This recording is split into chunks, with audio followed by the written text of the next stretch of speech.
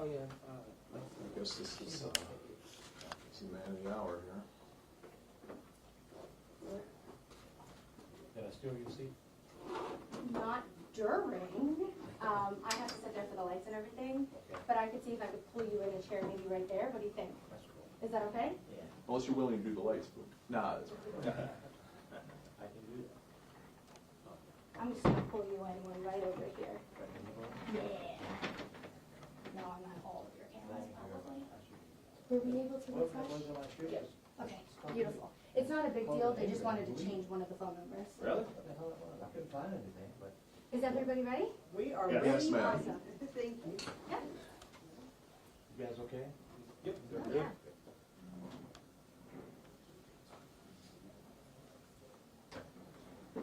Strange.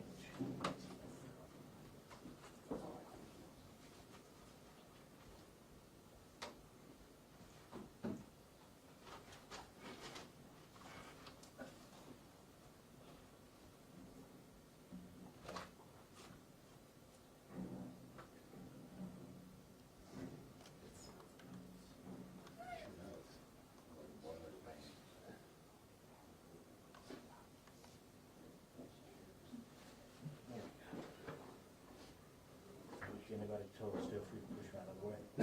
You're good.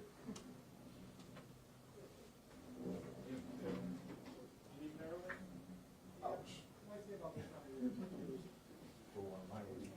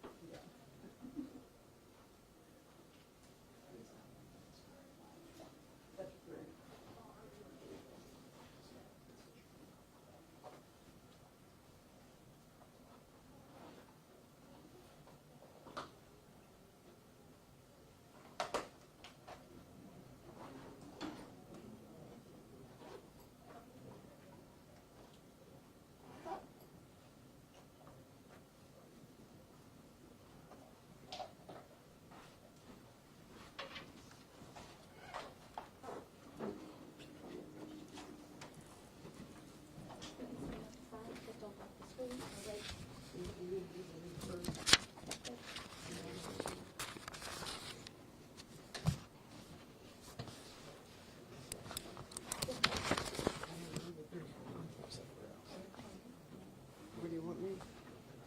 Over here? Wherever you want. Okay, you can say it.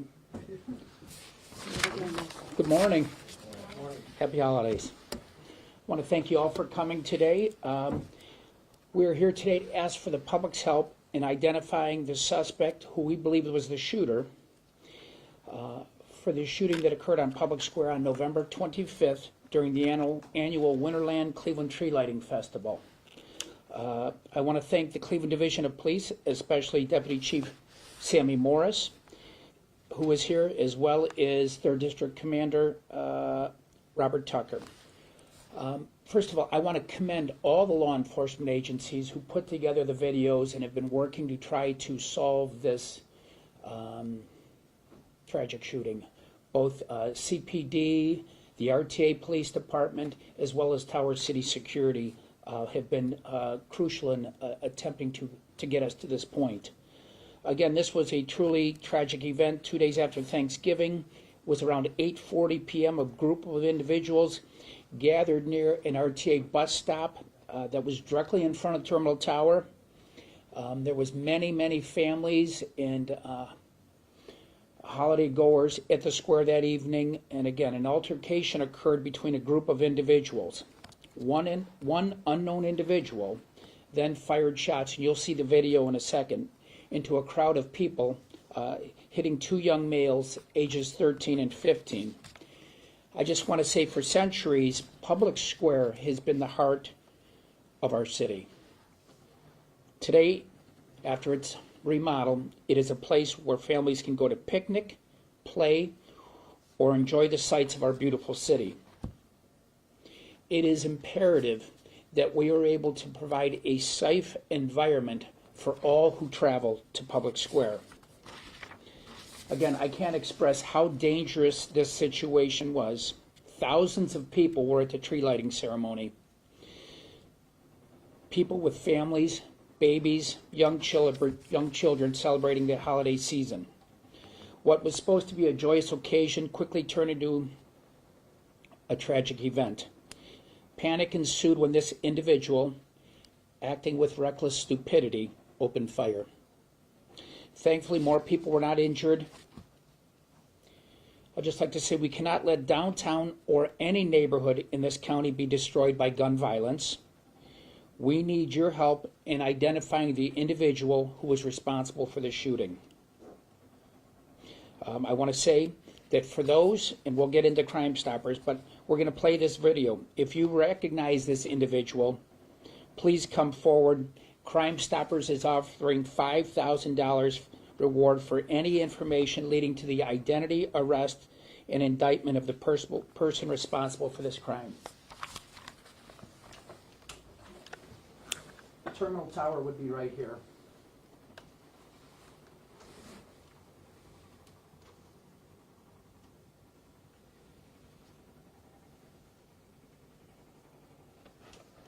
You'll see the individual firing into the group. 2 people were hit. You'll see another view from overhead where you'll see the gunfire.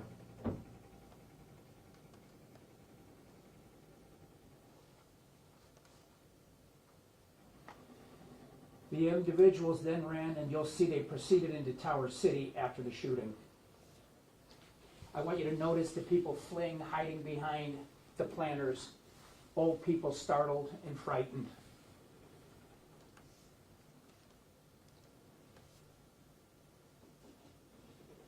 You will see the suspected shooter approaching now. You can see it looks like both of these individuals are carrying guns.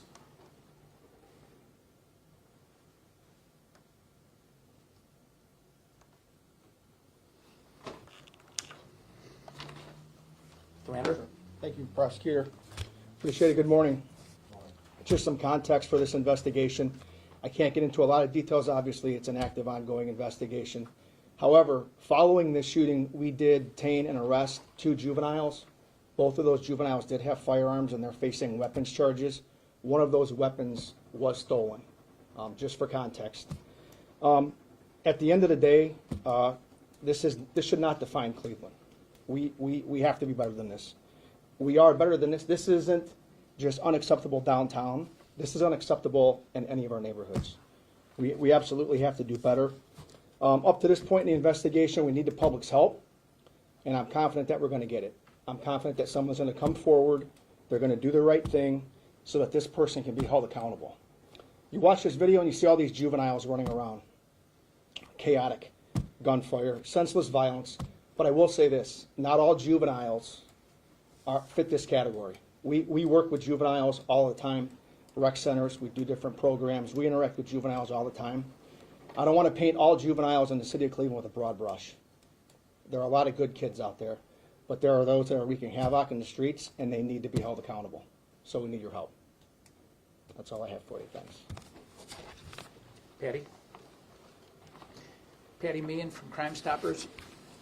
Thank you. As Prosecutor O'Malley did mention, Crime Stoppers is offering a reward of up to $5,000 for identifying this person of interest. I do have posters for everyone. We are going to be putting this on our Facebook page to get this individual identified. We need the public's help in identifying this person and to get this crime solved.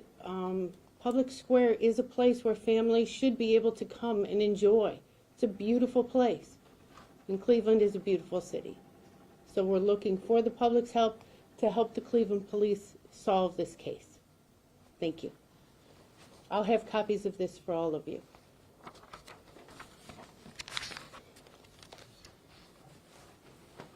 I just wanted to mention, I'm Deputy Chief Sammy Morse, Cleveland Division of Police, that there was a full police detail that evening. That's the reason that the 2 suspects were apprehended so fast. This occurred while the police were there and clearing the scene. And again, we apprehended 2 the juvenile suspects that night because the fast action of the police detail that we had for the ceremony.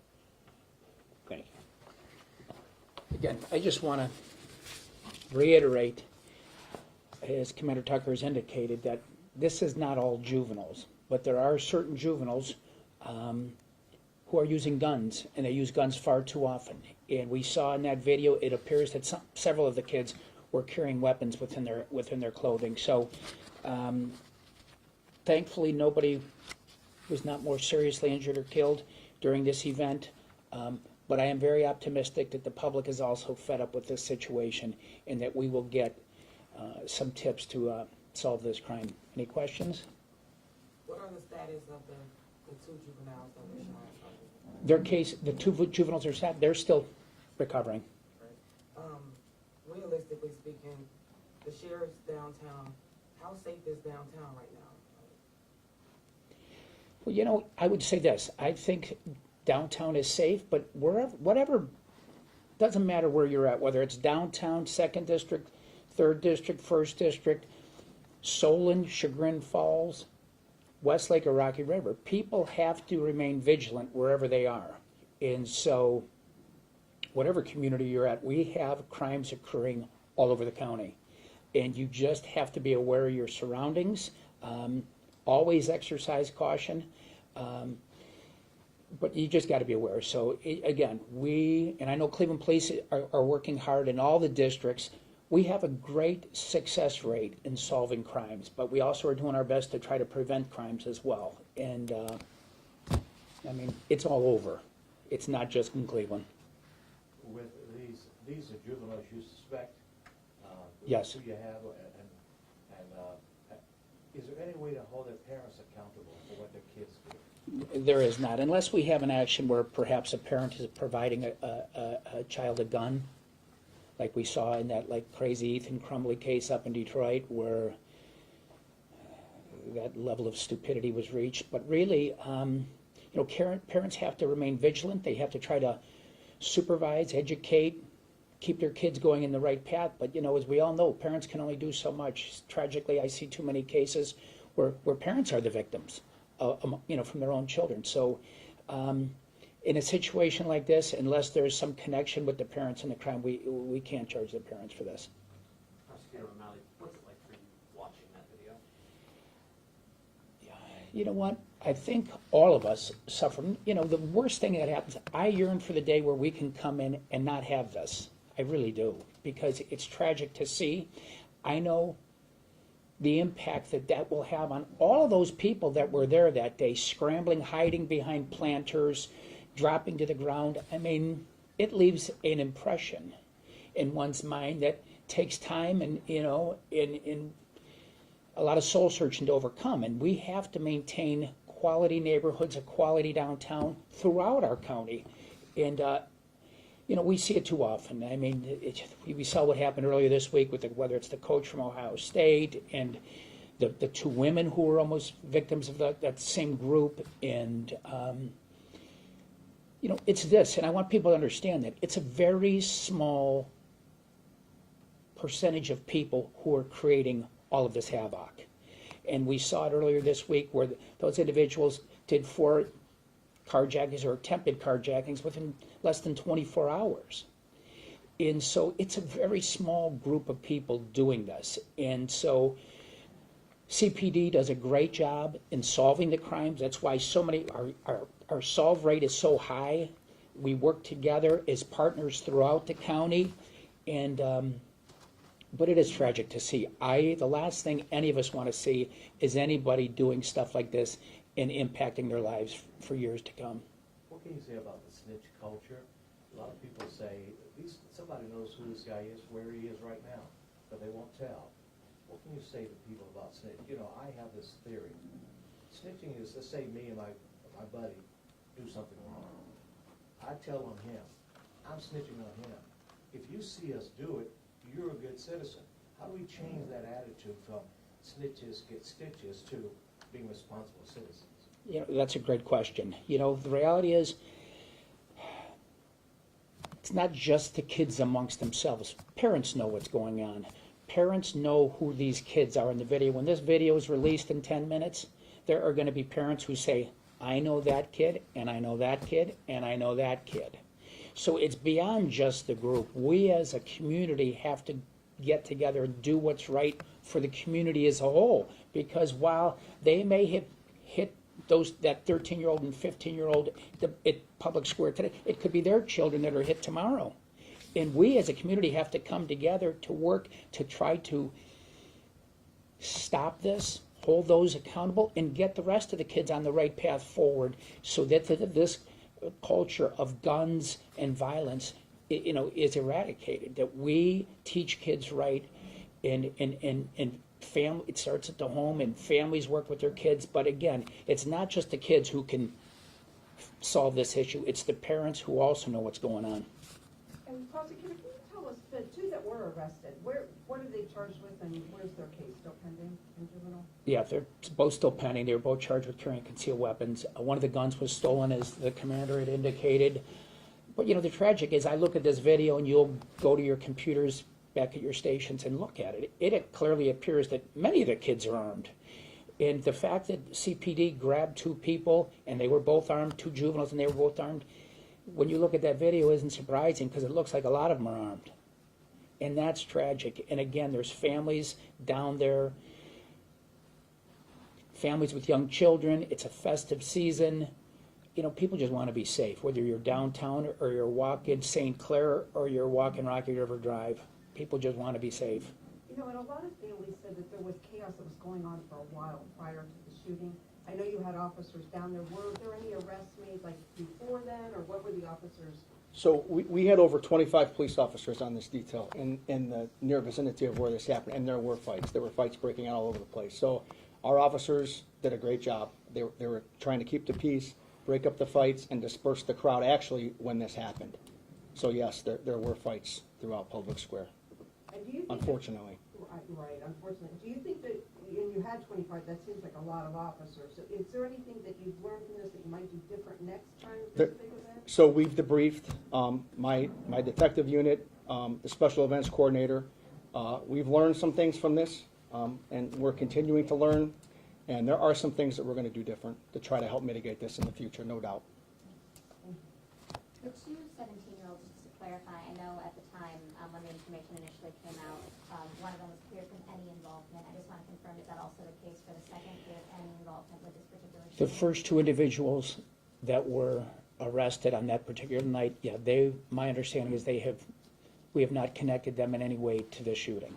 Okay. And do you know such a large group of juveniles, and from speaking with those two 17-year-olds, did you get the sense that this is all one friend group, all one school, all one team, or is it just kind of a mix of juveniles from all over?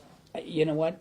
There were hundreds of juveniles down there that particular night, so I couldn't say that they were all from one area or one school. I think there was just a lot. However, they all ended up there. And there was hundreds of them. And so I don't know that it's from one particular neighborhood or one particular school. I think there was just a lot of kids down there. And sadly, this was, the worst of it. And again, thankfully, nobody has lost their life. So that's the blessing. Now, the next blessing is that we improve. We see, as the commander indicated, there'll be additional steps taken next year. Public Square has to be a family-friendly place. It has always been in my entire life, and it should continue that way for the next generations of Clevelanders. And, as we go through life, we live and we learn, and the city has learned. And, again, I'm hopeful, and I'm very confident, I should say, that people step forward today and we find out who the individual was who did that reckless shooting. What's your message to the families who were there?